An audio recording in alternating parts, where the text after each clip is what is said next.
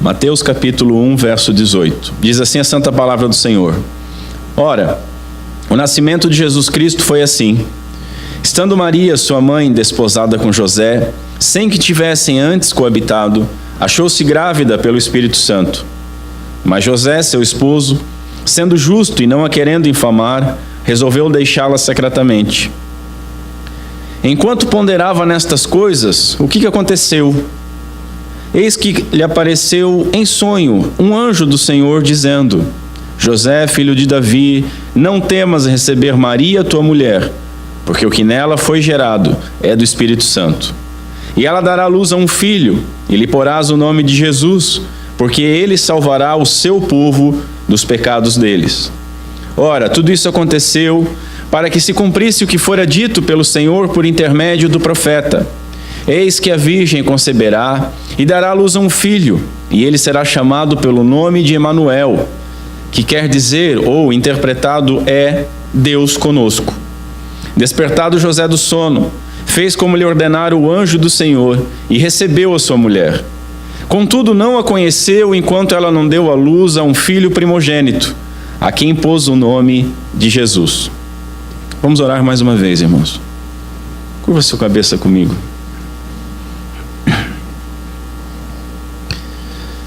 Senhor Deus, nosso Pai, mais uma vez invocamos a Tua ajuda esta manhã. Que o Teu Santo Espírito possa nos auxiliar. Me ajuda, Senhor, a expor tão doce doutrina. Ajuda cada um de nós, cada um que for ouvir essa mensagem, inclusive a mim, a guardar nos nossos corações estas verdades. E Tu que efetua em nós o querer e o realizar, que a nossa vida possa ser transformada, possa ser moldada pelo entendimento correto da Tua natureza, do Teu ofício, Senhor. Estamos pisando em terra santa. Somos limitados para o entendimento completo disso tudo. Reconhecemos isso. Somos pó e pecado. Por isso declaramos com todas as letras a nossa necessidade de auxílio. Nos auxilia.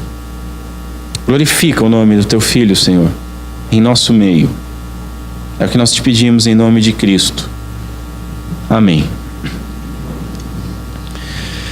Senhores, semana passada nós vimos a narrativa do nascimento do nosso Senhor Jesus Cristo.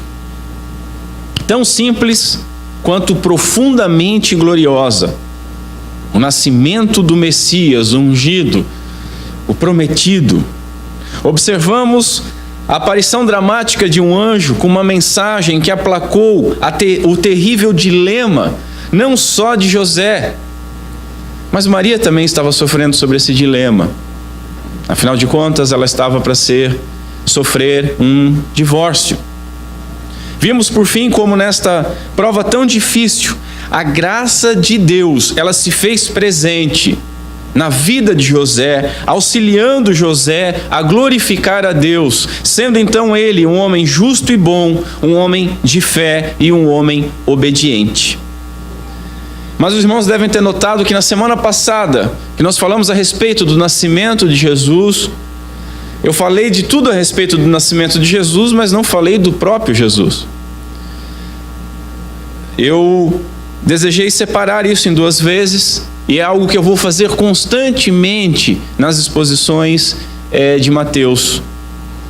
Olhamos primeiro o geral, e após termos uma ideia do geral, vamos ao específico.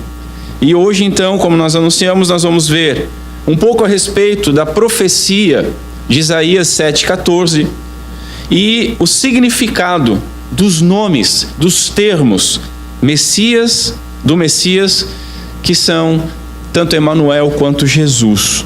Então vamos ler novamente só o verso 23, que diz Eis que a virgem conceberá e dará à luz um filho, e ele será chamado pelo nome de Emanuel, que quer dizer, ou que interpretado é, Deus conosco. Em primeiro lugar, senhores, essa doutrina, a doutrina do nascimento virginal do nosso Senhor, ela é tão doce quanto importantíssima. Ela é pedra fundamental do Evangelho.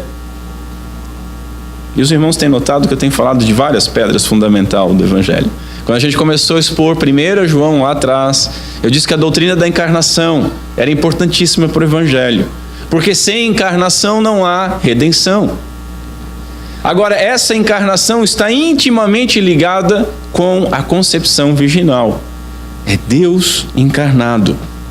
A ela nós aludimos no credo dos apóstolos. Creio em Jesus Cristo, que foi concebido pelo poder do Espírito Santo e nasceu da Virgem Maria. É uma doutrina basilar da fé cristã. É uma daquelas doutrinas que parecem simples no nosso dia a dia, mas que separa grandemente o joio do trigo. Uma comunidade que não creia nisso, ela não pode ser considerada uma comunidade cristã. Os seus membros não podem ser considerados irmãos. E aqui, quando nós falamos nasceu da Virgem Maria, nós temos inicialmente um problema.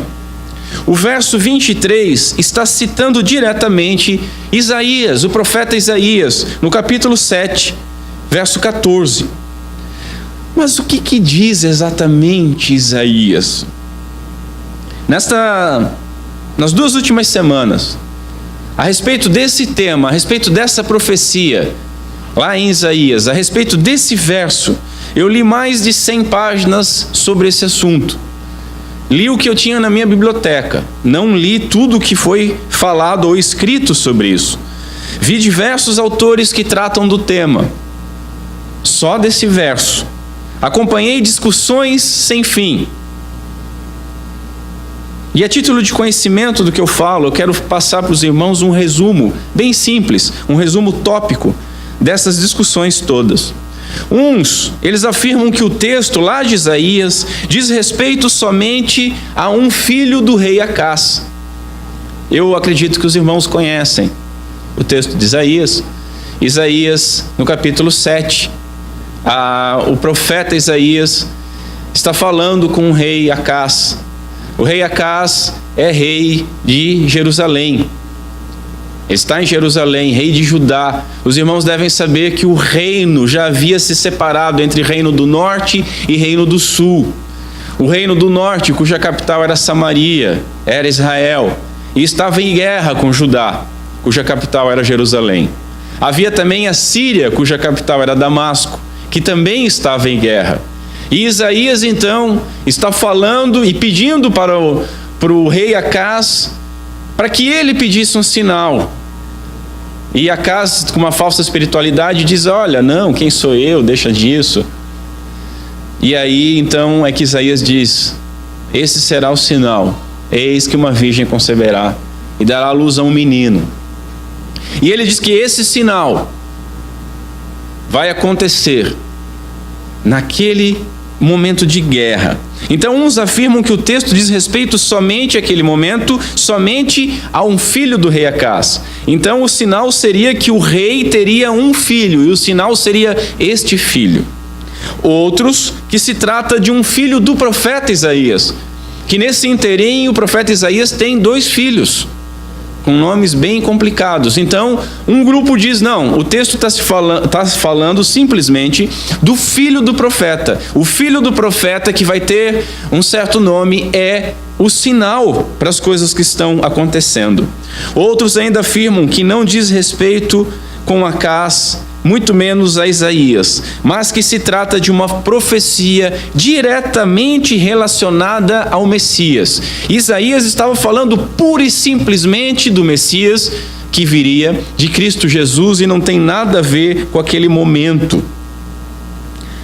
Alguns mais sensatos, digo eu, afirmam que é uma profecia como a grande parte das profecias bíblicas, que tem 2 cumprimentos. 2 cumprimentos. O sinal imediato e o sinal futuro.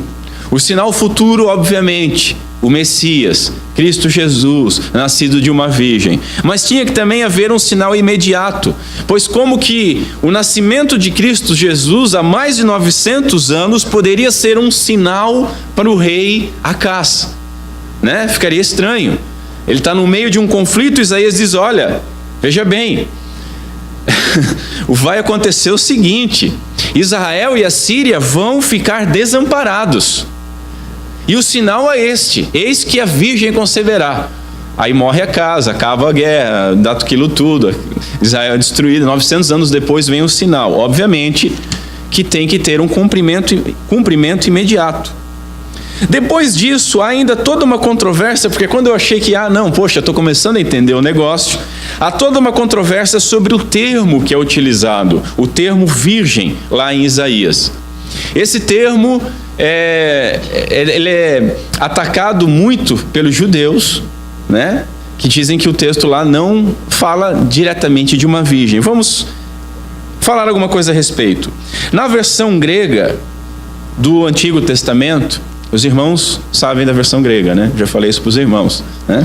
Tem a diáspora, os judeus estão saindo de Jerusalém, eles estão no meio dos gentios, começam a falar grego, e aí eles traduzem uma versão do Antigo Testamento da Torá para o grego, chamada de Septuaginta. E essa versão era a versão que era utilizada no tempo de Cristo.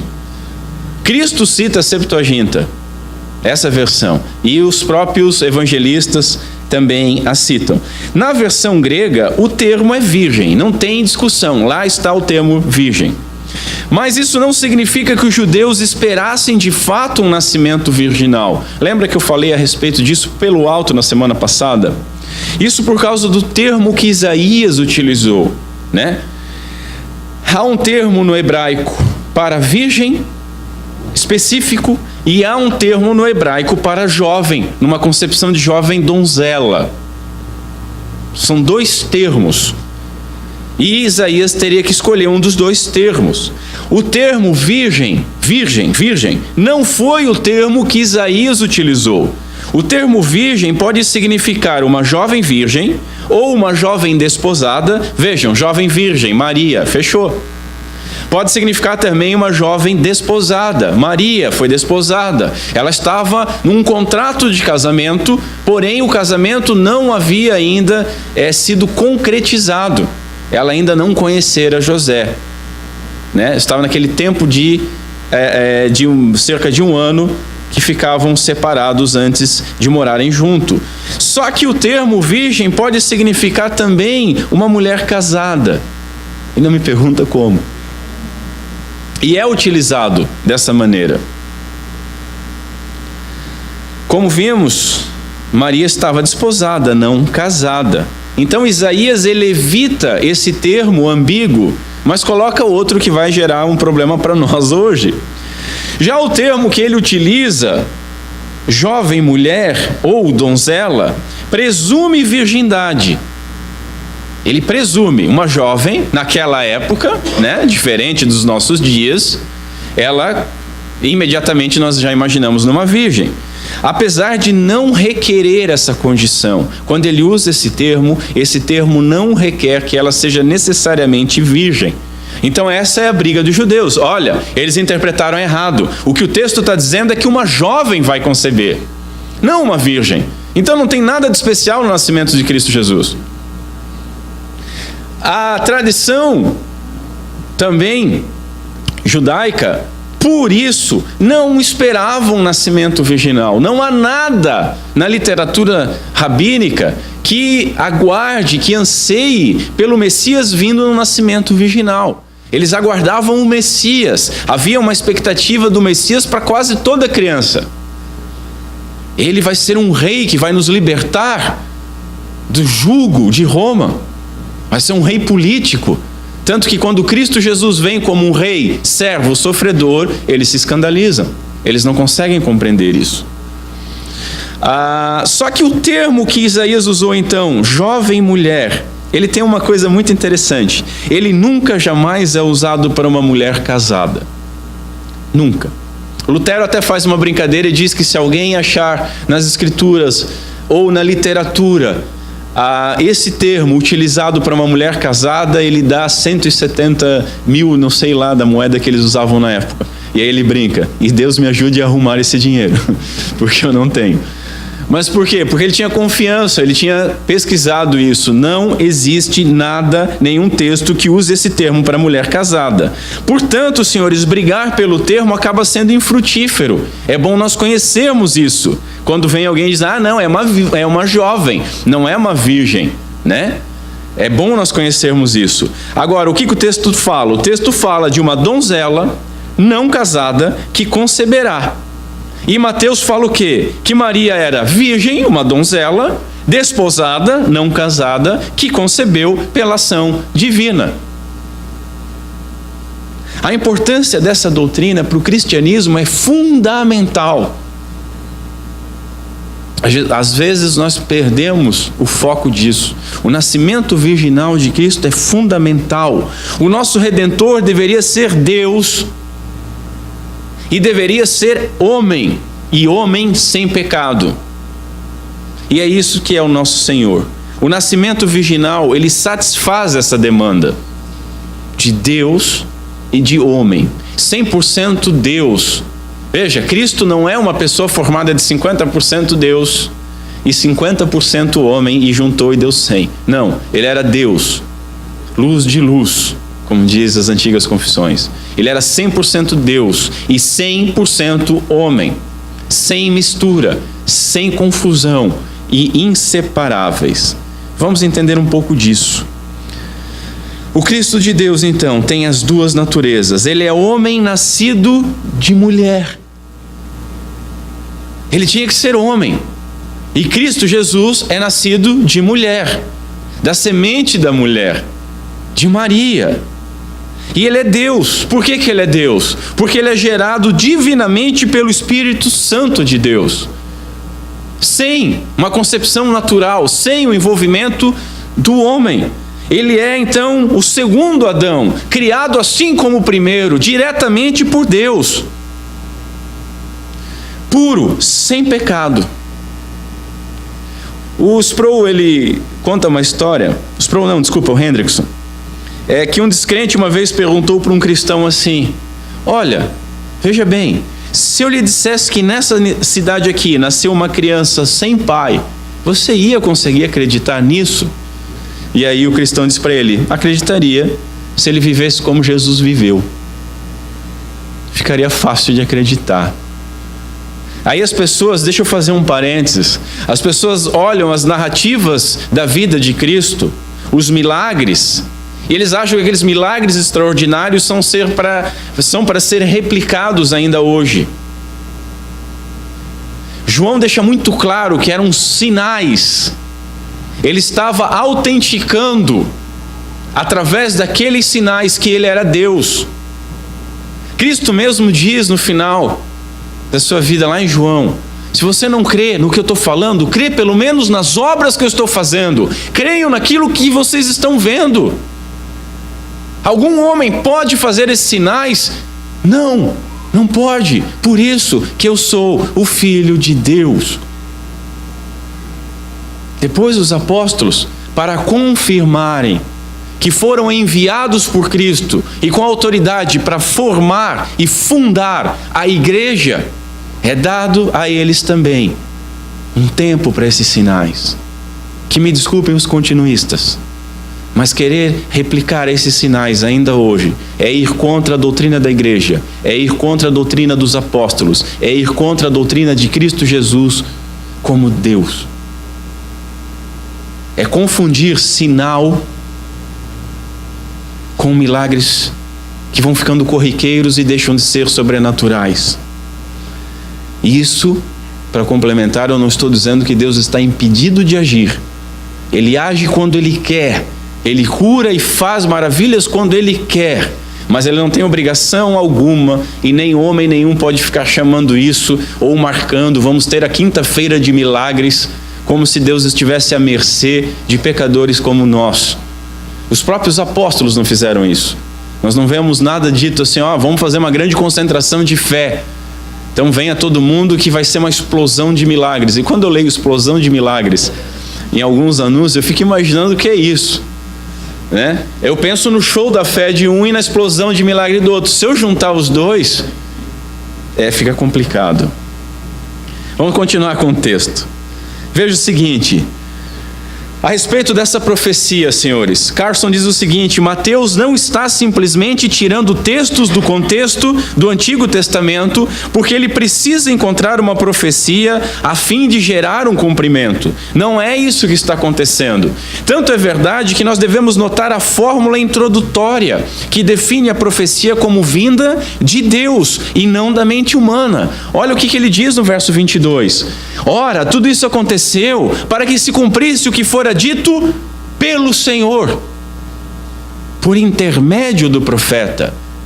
Notem o seguinte, nem o nome do profeta é citado, que é Isaías no caso.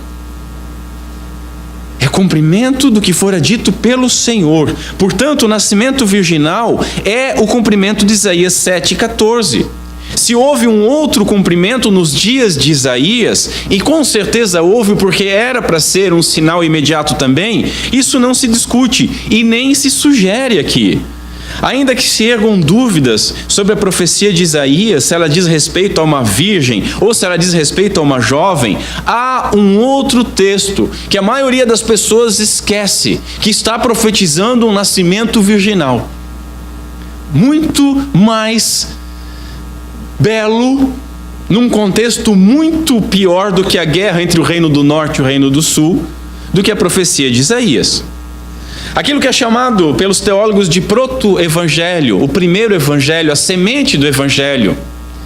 Assim que o homem cai lá no Éden, lá em Gênesis, capítulo 3, verso 15, nós encontramos esse proto-evangelho e o primeiro anúncio do pacto da graça. E no primeiro anúncio do pacto da graça, o texto diz o seguinte: porém inimizade entre ti quem? A serpente, e a mulher. Entre a tua descendência e o seu descendente. A descendência da serpente e o descendente da mulher.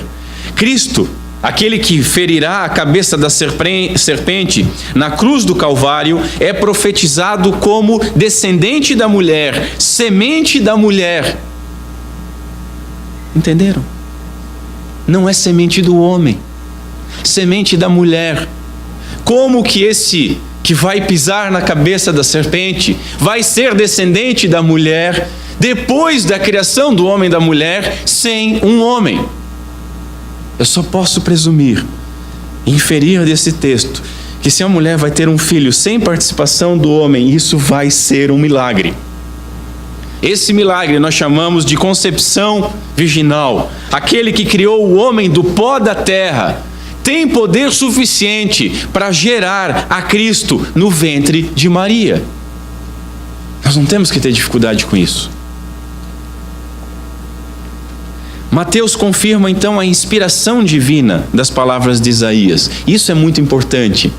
Notem, não é o Alberto, não é Calvino, não é nenhum teólogo, é Mateus. O Evangelho segundo Mateus. Mateus está confirmando, como autor inspirado por Deus, a inspiração divina das palavras de Isaías, e guiado pelo mesmo Espírito Santo de Deus, está vendo elas cumpridas aqui. Hoje, quando nós vemos alguns homens querendo dar revelamento e profetada, e forçando um texto a dizer, não, Deus me mostrou que aqui o texto está dizendo tal coisa, a gente pode sempre ficar com o pé atrás e duvidar. Em 99,99% dos casos, ele está falando abobrinha. Mas aqui não é um homem qualquer. É um homem inspirado por Deus, autor do Evangelho. E se nós vamos botar isso em dúvida, nós vamos ter que botar em dúvida todo o Evangelho. E ele está dizendo, olha, aqui, nesse momento, com Cristo sendo gerado no ventre de uma virgem, está se cumprindo Isaías. Um nascimento singular, eis que a virgem, uma jovem, conceberá o sexo do bebê e dará à luz a um filho. e o nome, a natureza do bebê. Ele será chamado Emanuel. E isso nos leva para o segundo ponto. Em segundo lugar, quem é aquele que nasceu? Qual é a sua natureza? Verso 23. Eis que a virgem conceberá e dará à luz a um filho, e ele será chamado pelo nome de Emanuel. João, no seu evangelho, ele testifica o seguinte para a gente. No princípio era o Verbo, e o Verbo estava com Deus, e o Verbo era Deus, e o Verbo se fez carne e habitou entre nós, cheio de graça e de verdade, e vimos a sua glória. Glória como do unigênito do Pai. Ninguém jamais viu a Deus. O Deus unigênito, o Deus Filho, que está no seio do Pai, é quem o revelou.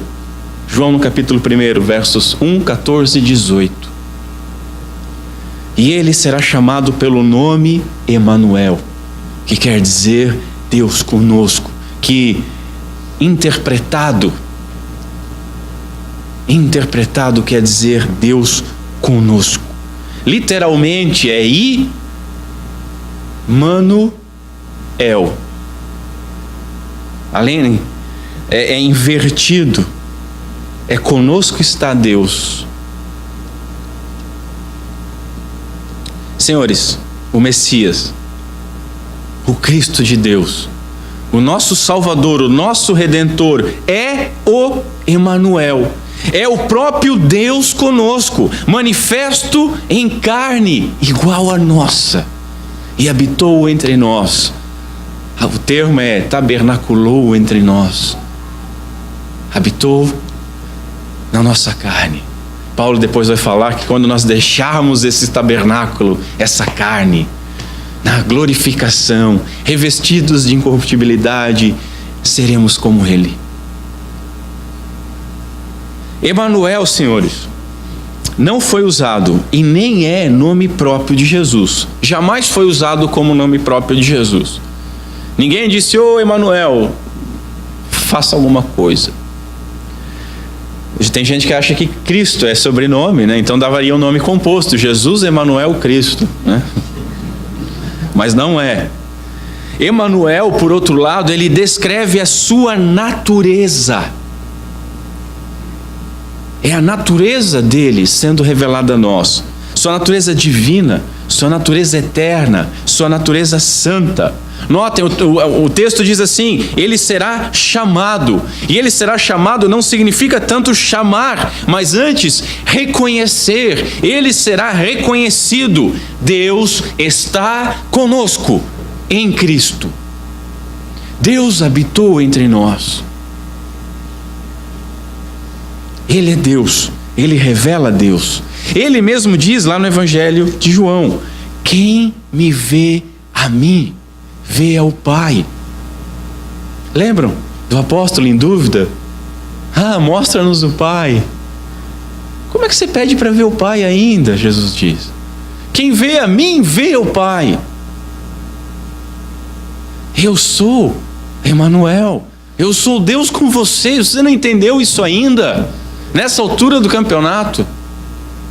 Somente aqueles que reconhecessem Jesus como Deus, nascido para estar conosco e nascido por nós, teriam então compreendido a verdade que Mateus tem o intuito de nos transmitir aqui, nos diz um teólogo. Há um puritano que diz o seguinte: pela luz da natureza, vemos Deus como um Deus acima de nós. Pela luz da lei, vemos Deus como um Deus contra nós. Agora, pela luz do Evangelho, nós o vemos como Emanuel. Nós o vemos como Deus conosco, na nossa própria natureza. E o que é ainda melhor, a nosso favor. A nosso favor. Vocês estão compreendendo isso? Às vezes eu falo, eu não sei se vocês estão compreendendo. Às vezes parece que vocês não estão entendendo. O que esse puritano está dizendo é que quando nós olhamos a natureza, ainda que Romanos 1 nos mostre a condenação sobre isso, nós vemos Deus, mas um Deus acima de nós, todo-poderoso e criador de todas as coisas. Mas aí nos chega a palavra de Deus. E quando nós vemos a lei, nós vemos um Deus que promulgou mandamentos, mandamentos estes que nós não cumprimos. E como a lei diz que aquele que pecar deve morrer, quando nós vemos Deus através da lei, nós vemos Deus contra nós, todo-poderoso. Mas aí nos chega o Evangelho, aí nos chega a Boa Nova. E quando nós vemos Deus através do Evangelho, nós vemos Deus como Emanuel, nós vemos Deus conosco, nós vemos Deus em Cristo Jesus, reconciliando o homem com Deus, a favor de nós. Você está compreendendo? De fato, você está compreendendo isso, crente? Emanuel tem a intenção de dar o significado do nascimento de Jesus, não um nome, mas o significado do seu nascimento. Emanuel ensina que a natureza de Cristo é divina, a sua natureza é divina. Emanuel ensina que Cristo tomou sobre si a nossa natureza. Emanuel significa que Deus se fez carne e veio habitar conosco e se vestiu da nossa natureza, mas sem pecado. Por isso o nascimento virginal. Ele foi gerado em Maria. Emanuel significa que em Cristo Deus veio habitar com os doentes para curá-los, conforme o capítulo 4. Emanuel significa que em Cristo Deus veio habitar com os endemoniados para libertá-los, como diz ainda no capítulo 4. Emanuel significa que em Cristo Deus veio habitar com os pobres de espírito para abençoá-los, como diz no capítulo 5. Você está se identificando? Emanuel significa que em Cristo Deus veio habitar com os preocupados para livrá-los das preocupações, como diz no capítulo 6. Emanuel significa que em Cristo Deus veio habitar com aqueles que são censuradores para admoestá-los, como está no capítulo 7. Emanuel significa que em Cristo Deus veio habitar com os leprosos para purificá-los, como diz no capítulo 8. Significa que em Cristo Deus veio habitar com os enfermos para curá-los, como no capítulo 8. Significa que em Cristo Deus veio habitar com os famintos para alimentá-los, como diz no capítulo 14 e 15. Emanuel significa que em Cristo, senhores, Deus veio habitar com os inválidos para restaurá-los, como diz no capítulo 12 e no 15. Emanuel significa que em Cristo, Deus, o Deus, veio habitar com os cansados e sobrecarregados para aliviá-los. Emanuel significa que em Cristo, Deus veio habitar com os que choram, com os que são perseguidos, para serem consolados. Emanuel significa que em Cristo, Deus veio habitar acima de tudo, com os perdidos, com os pecadores, para buscá-los e salvá-los. Você está compreendendo? Veja, o Evangelho identifica Jesus como Deus conosco logo no início. Nós estamos no capítulo 1, já é reconhecida essa profecia como para Cristo. No capítulo 1 já está dizendo, olha, Cristo Jesus é Deus conosco. Mas o que esse Evangelho ensina no fim, lá no capítulo 28? Eis que estarei convosco todos os dias, até a consumação dos séculos. O que isso está nos dizendo? Que em Cristo, Deus é conosco desde essa época. Que em Cristo, Deus é conosco todos os nossos dias. Que em Cristo, Deus é conosco até o fim desta era. Que em Cristo, Deus é conosco. Na consumação, Cristo virá uma segunda vez. Ele não virá apenas para levar-nos à glória, mas, como diz lá em João 14, para nos levar para si mesmo. Que doçura, senhores! Deus, que está conosco em Cristo, voltará para nos levar para Ele, porque Ele é nosso Salvador, Ele é Emanuel, Ele é Deus conosco, o que nos leva ao terceiro ponto. Qual o ofício, qual o propósito daquele que nasceu de uma virgem? E aí vamos ler o verso 21. Ela dará à luz a um filho, e lhe porás o nome de Jesus, porque ele salvará o seu povo dos pecados deles. Que glória! Que glória! José foi pai adotivo de Jesus Cristo. José foi pai em todos os sentidos, a não ser na concepção de Cristo. Agora, como eu falei na semana passada, a escolha do nome do filho é prerrogativa do pai, cabendo então, não ao pai adotivo, mas cabendo então a Deus nomear o nosso Senhor Jesus Cristo. E lhe porás o nome, é uma ordem, não é uma sugestão, é uma ordem. Lhe porás o nome de Jesus. E ainda explica o porquê. Porque ele salvará o seu povo dos pecados deles.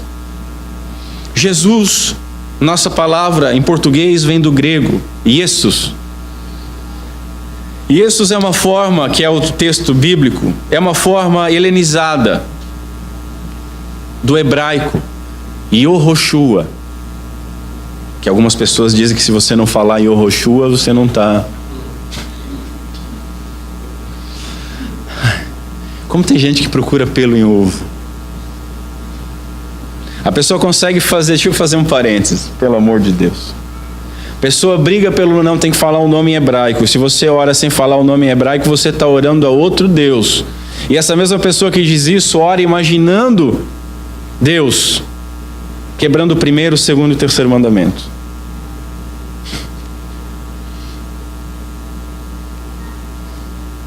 Querendo dizer que se o homem impedir, Deus não pode agir.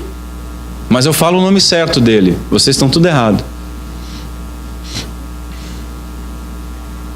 O ser humano é complicado, dizia um filósofo no chão de fábrica.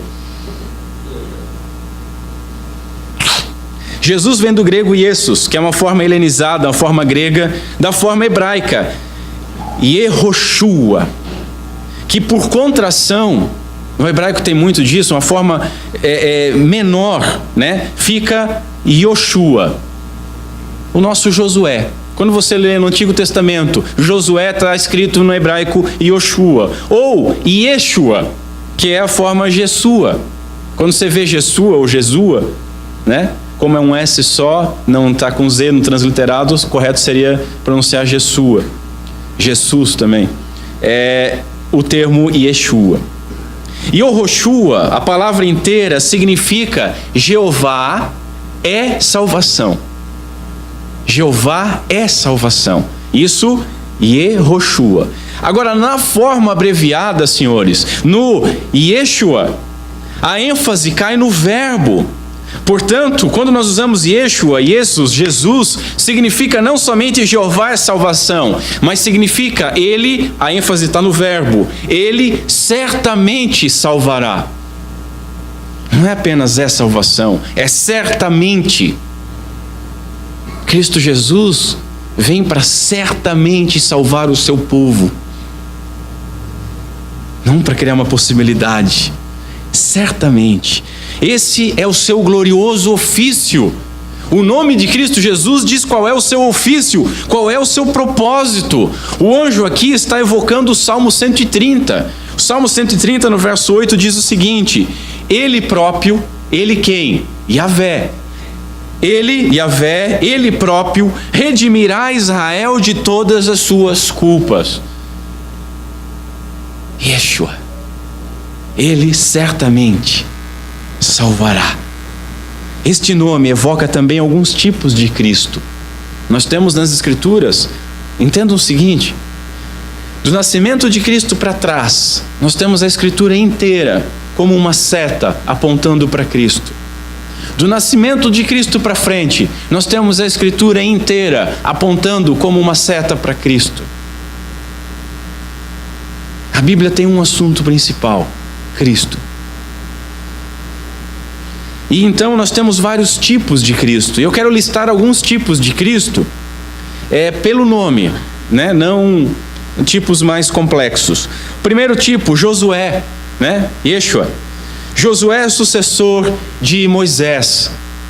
Ele leva o povo à terra prometida. Moisés leva o povo no deserto, dá uma mancada. E aí Josué é que leva o povo para dentro. Josué guia o seu povo ao verdadeiro paraíso. A lei com Moisés conseguiu levar até certo ponto. A lei nos leva até o verdadeiro Josué. Ela exige um redentor. E aí nós temos nesse redentor, em Cristo, aquele que nos leva não a uma terra prometida, mas a um paraíso prometido. Aquele que também é o caminho para esse paraíso. Ele é o outro Josué, para levar o verdadeiro povo de Deus, a verdadeira terra prometida, levar-nos a novos céus e nova terra. Mas temos um segundo tipo de Cristo. Em Esdras 2 e no capítulo 3 de Zacarias, há um sumo sacerdote chamado Jesua ou Yeshua. Ele está no texto de Zacarias, vestido com trajes imundos, num tribunal diante de Deus. Vestido com trajes imundos, num tribunal diante de Deus. E ele está também diante de Satã. E Satã está acusando ele. E ele está ali daquela forma, representando o povo de Deus, tanto pecador quanto sofredor. Já o antitipo de Jesua, Cristo, ele confronta Satã no deserto. Ele assume a nossa carne manchada pelos pecados. E tanto como o sumo sacerdote, oferecendo o sacrifício, quanto o próprio sacrifício, o Cordeiro de Deus, que tira o pecado do mundo, ele intercede pelo homem diante de Deus, aquele que nos remirá. Ele se faz de maldito em nosso lugar. Ele se faz de maldito em nosso favor. Ele assume a nossa natureza humana sem pecado. E sem pecado, ele assume os nossos pecados, que são imputados a ele, se fazendo maldito no madeiro. Ele cobre o homem com a sua justiça, assim como Deus cobriu Adão e Eva no Éden após o pecado, após estarem cobertos com a justiça própria, com folhas de figueira. Ele muda as nossas vestes, ele nos dá novas vestes, a sua justiça. Mas ainda um terceiro tipo, Oséias. Oséias é da mesma raiz do nome Yeshua, Rocheia, aquele que salva. Oséias é muito conhecido, infelizmente, na nossa nação, por causa daquele insano que leu Oséias, foi até para a Rede Globo, dizendo que ele leu ali, Deus mandou ele adulterar com a mulher do amigo dele. Ele não conseguiu ver e o repórter teve que mostrar para ele que havia um acento, era adúltera e não adultera. Oséias. O que Oséias faz no texto bíblico? Oséias adverte e oferta misericórdia a uma esposa infiel, a uma esposa que havia se prostituído, que havia pecado, tal qual Cristo chama, adverte, perdoa e purifica a sua noiva, a sua esposa, a sua igreja.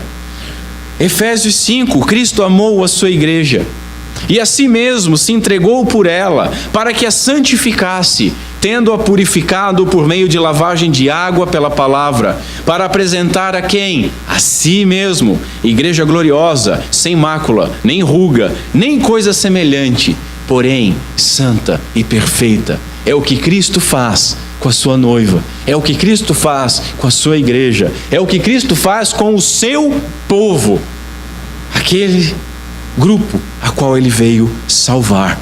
Portanto, Jesus é a explicação, o nome que define o ofício do nosso Senhor. O Senhor salva, somente Ele, e Ele fará, certamente. O Deus que está no meio do seu povo, Emanuel, é aquele que, segundo o anjo, salvará o seu povo dos pecados deles. E aí eu tenho que reafirmar isso novamente, não é a todos, mas o seu povo. Não é a todos, mas as suas ovelhas, mas é todo o seu povo. Isso deveria ser simples de entender. Embora para José, seu povo, significasse o povo judeu, e eu já vi gente querendo dizer, não, o anjo está dizendo que ele vai salvar o seu povo, e o seu povo está dizendo para José, e o povo de José é o povo judeu. O povo ali não se refere ao povo de José, mas o povo do Messias. Seu povo então significa não apenas o povo judeu, mas todo o povo de Cristo, gentios e judeus. Deus tem em vista o Israel espiritual, o seu povo, todos aqueles que crerem, seja judeu, seja gentio, porque Ele, de fato, certamente, salvará o seu povo dos seus pecados. Que glorioso isso, senhores! Que glorioso isso! Matthew Henry diz o seguinte: não apenas os judeus como nação, mas todos os que foram dados a Ele, pela escolha do Pai, e todos os que se deram a Ele por si mesmos, através da graça que é dom e do arrependimento que é concedido. O próprio Jesus mostrará que o reino dos céus diz respeito a todos aqueles e somente aqueles que têm o reino de Deus no coração e na vida, diz um teólogo. Aqueles que foram, portanto, regenerados. Aqueles que têm Deus com eles, Emanuel, que têm Cristo, o seu único e suficiente Salvador, que estão satisfeitos em Cristo, que não buscam somar justiça própria nem nenhum outro Deus. Aqueles que, reconhecendo que Jesus é Deus conosco, descansam nele, confiando que Ele pode, que Ele quer e que Ele os irá salvar. Entendam, é sempre Deus, unicamente Deus, que em seu Filho e por meio dele salva o seu povo, diz o Hendrickson. E assim Jesus, o Redentor, ele cumpre o seu santo ofício de profeta, ele chama o arrependimento, ofício de sumo sacerdote, ele oferece o sacrifício. Ainda tem um extra, porque ele cumpre um ofício de sacrifício perfeito, e o ofício de rei, a qual Mateus fala em todo o seu evangelho. A profecia que expressou que ele deveria ser chamado Emanuel foi cumprida quando ele foi chamado de Jesus. Porque se ele não tivesse sido Emanuel, se ele não tivesse sido Deus conosco, ele não poderia ter sido Jesus o Salvador. Somente Deus pode perdoar pecados. Ele então não seria o Salvador do seu povo. Portanto, senhores, o termo Emanuel descreve o que Cristo é, Deus encarnado. Já o termo Jesus descreve o que Cristo faz. Ele salva o seu povo dos seus pecados. Em Jesus Cristo, Deus habita com seu povo, comunicando-lhe a alegria da salvação com tudo quanto isso implica. E com isso eu encerro. Quero listar algumas aplicações para os irmãos. Primeira aplicação: Jesus significa Salvador. Homens que se sentem grandes, homens como nós, pecadores, vermes como nós, eles se utilizam de títulos pomposos. É César, Augusto César, o magnífico, o herói. Hoje tem um pessoal que não pode, eu sou apóstolo, eu sou apóstolo. Deus disso, Deus daquilo, é o Deus da bola, é o Deus do carro, é o Deus da matemática, é o Deus... As pessoas gostam de títulos pomposos. Mas o Filho de Deus contentou-se em chamar de Salvador. O Filho de Deus, aquele que é todo poderoso, aquele pelo qual todas as coisas foram feitas, para ele bastou ser chamado de Salvador do seu povo. O Deus a qual servimos nos serviu primeiro. O Deus a qual amamos nos amou primeiro. O Rei dos Reis, o Senhor dos Senhores é o nosso Salvador. Ele veio, encarnou para salvar o seu povo. Portanto, senhores, sejamos humildes como Ele foi. Sejamos servos como Ele foi. Sejamos úteis como Ele foi. Longe de nós o orgulho. Segunda aplicação, Ele é Emanuel, Deus conosco. Ele nunca deixou de ser o verdadeiro Deus.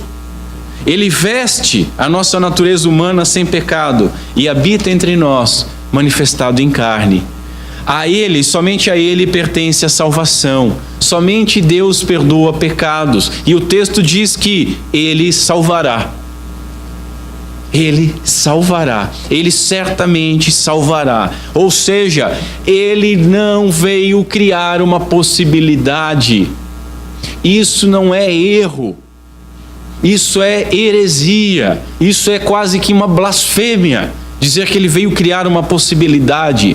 Ele não veio oferecer algo abstrato que depende da resposta do homem. Ele veio salvar o seu povo. E salvou. Salvou. Está consumado, Ele gritou na cruz. E como se não bastasse isso, Ele ressuscitou. Paulo nos diz que se Ele não tivesse ressuscitado, nós ainda estaríamos em nossos pecados, mas Ele ressuscitou. Ele veio salvar o seu povo e o salvou. Ele pagou os nossos pecados. Ele sofreu a nossa punição. Em Cristo, os pecados cairão em esquecimento e Ele os encobrirá, colocando-os fora da nossa vista. Portanto, creia nele.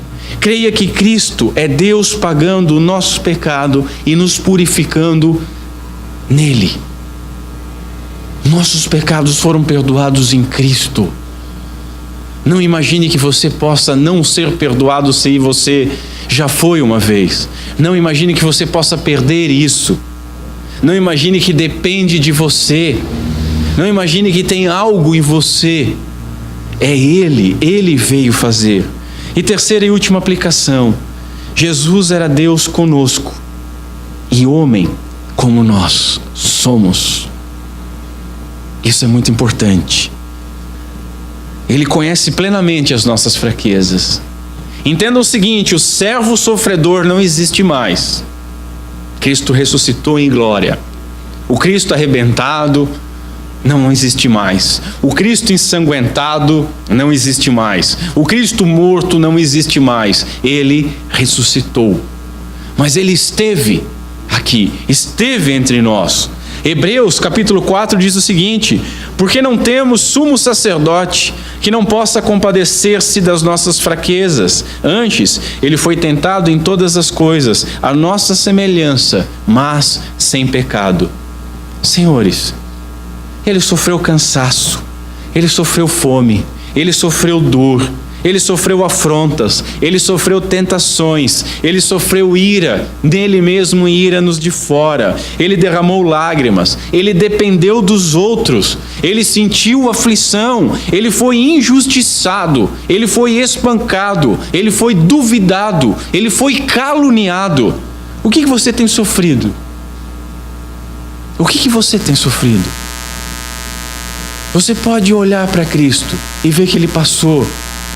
Ele viveu em nosso meio. Não perca de vista uma coisa: Cristo é Deus.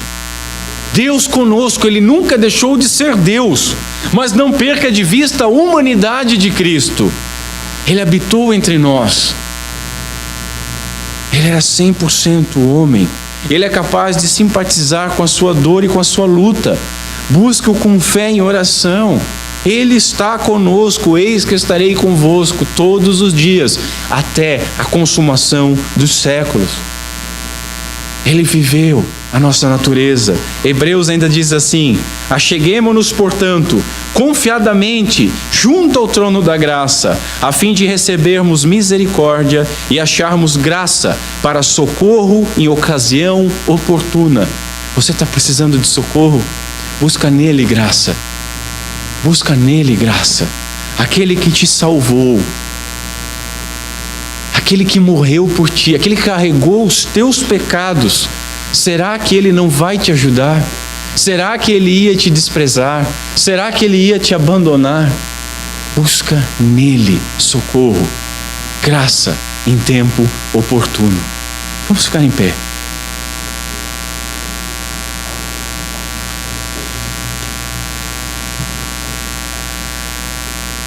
Curva a sua cabeça.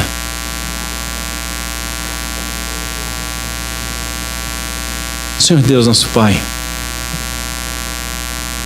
obrigado.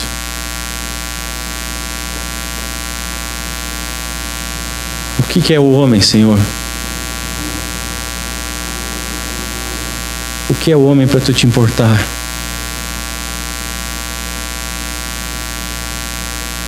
O que éramos nós, mortos em delitos e pecados? Te desprezávamos, te odiávamos a tua lei, odiávamos a tua luz, porque ela nos constrangia. Preferíamos as nossas trevas. Nenhum de nós, Senhor, merecia absolutamente nada senão condenação. O que é o homem, Senhor? Tu te importou conosco.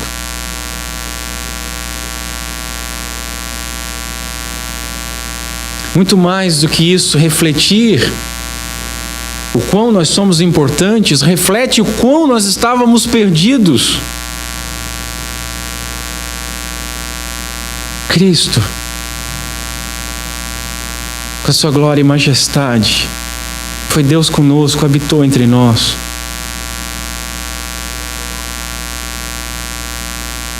Cristo era Deus nos salvando. Os nossos pecados tão terríveis, a nossa situação tão terrível, que Deus teve que sangrar por nós.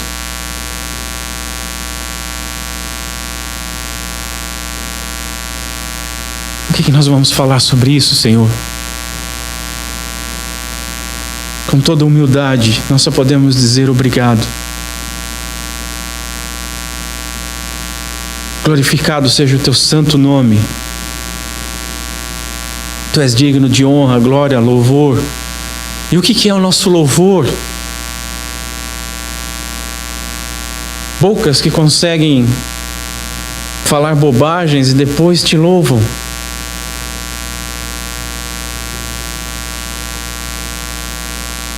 Senhor, obrigado pelo perdão dos nossos pecados. Obrigado porque Cristo é Deus conosco, nos salvando, e o nosso único mediador, pela qual a nossa oração, nosso arrependimento, que é dom, nosso louvor, nossa ação de graças, se faz aceitável a Ti, através do nosso único mediador. Obrigado pela Tua obra, Senhor. Como diz o Teu apóstolo, não se manifestou ainda o que nós havemos de ser, nós continuamos tropeçando, andando por um vale de lágrimas.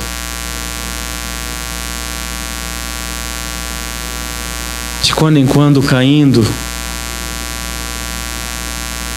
mas nós cremos que aqueles que foram chamados foram glorificados. Nós cremos que aquele que começou a boa obra na nossa vida vai levar até o final.